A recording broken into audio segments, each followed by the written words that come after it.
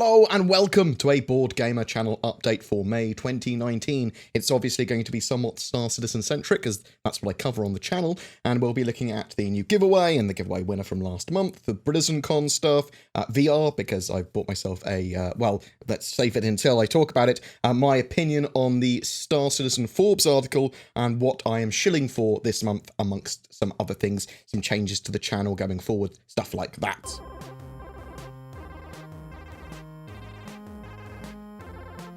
April's giveaway winner is Baker Fluff. They've won a Drake Corsair. Congratulations! Every month we have a ship giveaway for May 2019. It's for another Drake Corsair exploration ship, donated in the name of the People's Radio. They are a 24/7 radio station providing music in the verse news and in-law commercials. They're operated by the People's Alliance of Levski. To be in for a chance of winning each month, you just need to be subscribed to my channel and comment on any of my videos made during that month. Links to the People's Radio and more information on the giveaway in the description. For June, we also have something very extra special planned for the giveaway, so stay tuned for next month for that, I suppose. Don't stay tuned constantly now for that, because you'll be waiting a month. BritizenCon stuff. So I recently, last weekend in fact, went up to BritizenCon, the Star Citizen Fan Fest in the UK, up in Manchester. There were dozens of devs, but maybe only 100 or so fan attendees for the event. It was an extremely good event, though. I was able to talk to reps from the French, German and Spanish community. Potentially there might be a more combined event in the future. I've made a couple of videos on that and what was talked about in the dev panels there. There was some great information coming out of BritizenCon, but there's still some questions I got answered that I need to check to make sure that devs were okay to talk about that. They weren't sort of given to me under the understanding that they were NDA'd or they were just too drunk. So I'll just double check that and then get some more information out there with that. But BritizenCon, great event. Highly recommend you go if you're able to. Very much looking forward to CitizenCon. I believe CitizenCon is in the UK, probably in Manchester this year, but we'll have to wait and see. VR. So I bought a Vive Index, the new VR headset. I think they come to me at the end of June, probably. DC, otherwise known as Deathcore, who I regularly play games with, also bought one, so we're going to be doing some multiplayer stuff with that. I may well do a bit of VR on the channel in the future, certainly on the stream and the second channel, maybe on the main one occasionally. We'll have to wait and see. The channel originally was actually going to do regular VR content, pre-Star Citizen coverage, and I'm a massive fan of the technology, and Star Citizen, hopefully, at least Squadron 42, should have VR support one day, so I definitely want to have that ready for that. But yeah, tell me what you think about VR stuff. Would you like to see Vive Index stuff on the main channel, second channel, stream, whatever? Any particular games you want me to cover or look at?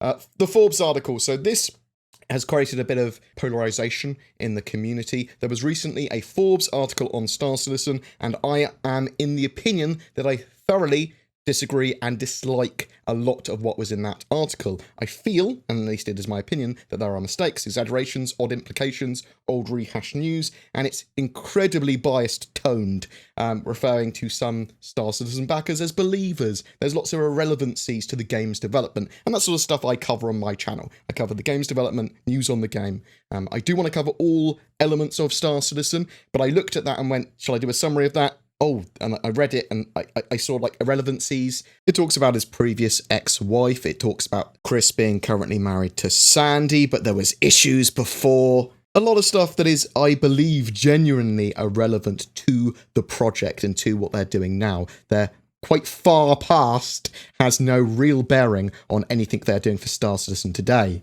There's also inaccuracies. The headline, for example, is The Saga of Star Citizen, a video game that raised $300 million, but may never be ready to play.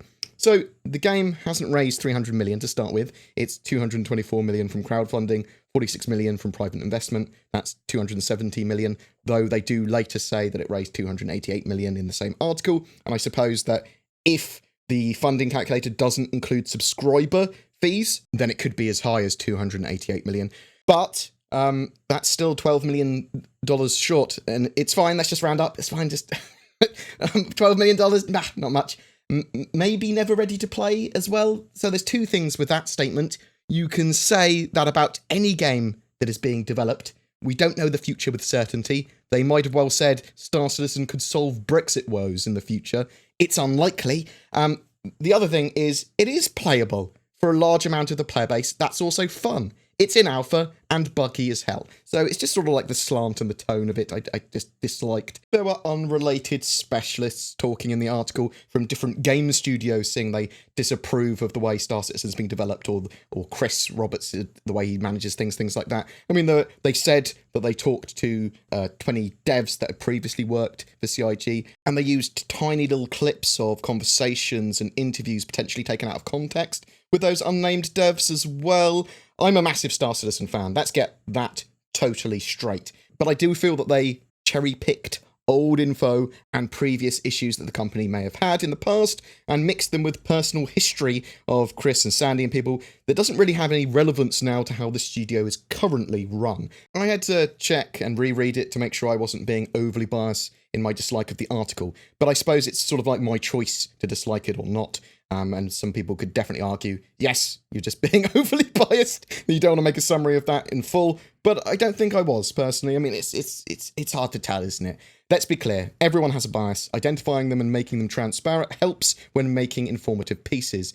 It is not my job to defend Star Citizen. I want to cover the game warts and all. Star Citizen has had its share of problems in the past. I expect that Chris did at least used to be extremely micromanaging pre-2015-2016. The game has had big delays. The persistent universe development seems slow. They basically remade the game in 2015, or started remaking it. Star Citizen is starting to deliver now, though. It just seems like an odd time for an article like this to be released, when they are actually starting to show that they can make the game. And they've got Squadron 42, potentially even coming out in 2020. It's more likely that this article will just be used as a meme or blanket response by trolls to show, "Ha! I was right," or "anything I say is right," by linking the article. It did make it clear, though, in the article that it wasn't a scam, though. So at least they cleared that up. That's very much my opinion of it, though. If you want to read it, links down below. I believe people are mature enough to come to their own conclusions. They can be different from mine, and we can have a conversation about it if you want, but there wasn't anything new there. There was a lot of irrelevant stuff, and there was nothing that was revolutionary or sort of like new there for me anyway. Also, Chris Roberts was able to make Nick Cage look like an amazing actor in Lord of War, something previously thought impossible. Lots of stuff, Star Citizen content-wise, I've got planned for May. I do want to start doing very quick, sort of like ship buys guides on each of the ships, just very compressed. This is what the ship does, this is its intention, this is how much it costs in-game, this is how much it costs if you were to buy it, all that sort of stuff, upgrade paths for ships, things like that.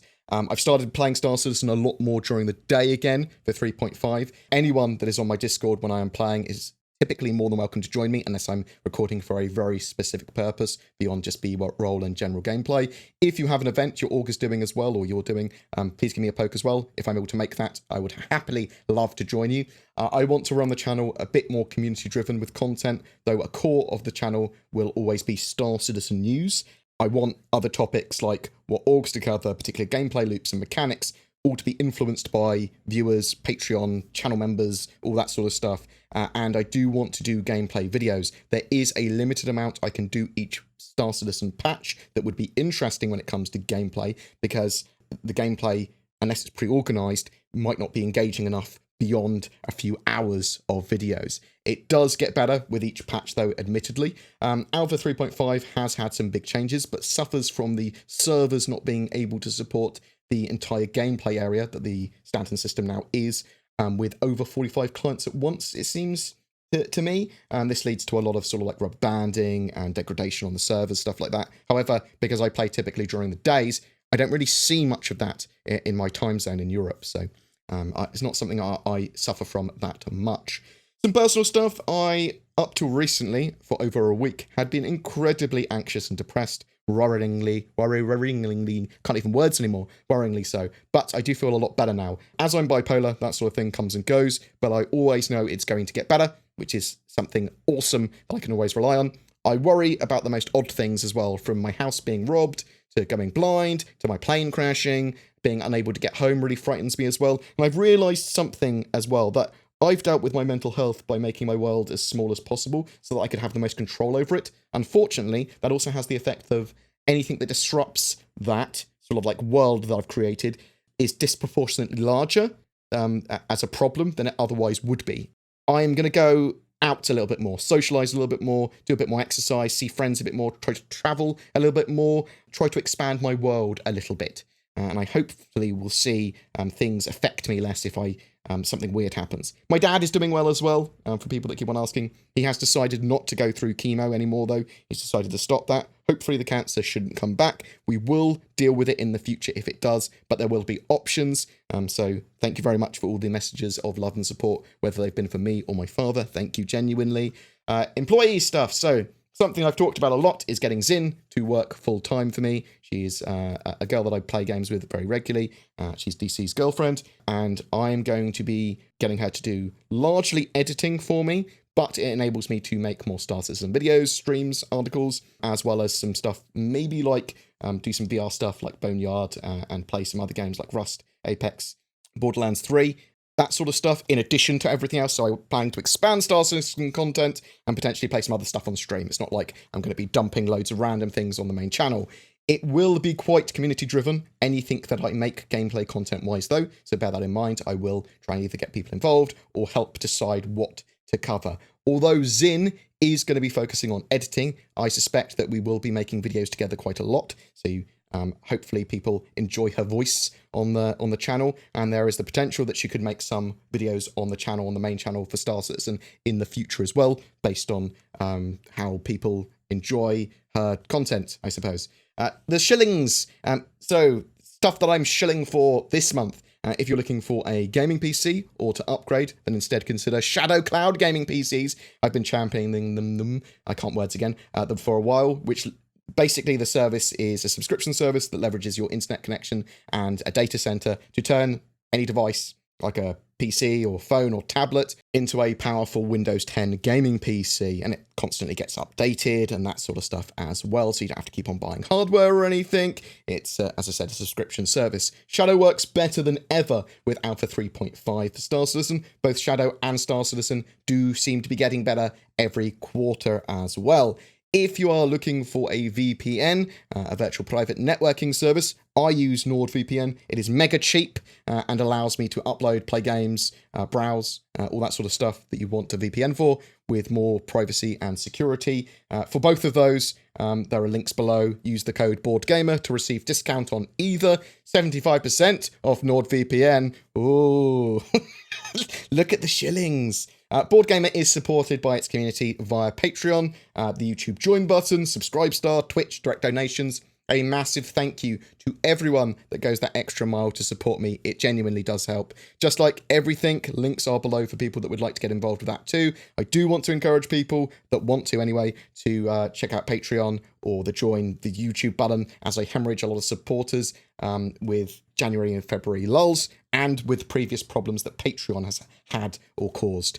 A special thank you to Dalamars, Mantis, Cat Astrus, Aventador, Andy Green, Huntress, Mill, Robert, Kirk, Stephen, Spyhand, Michael, Michael, I'm sorry about your name, Nathan, Andy Barker, and Nils. You have gone far beyond in your financial support for the channel. Like, it's amazing. Thank you so much. And thank you to everyone for watching, sharing, and liking my stuff. I get to play and talk about Star Citizen every day, and I love doing that. I'm very lucky to have the community that I do.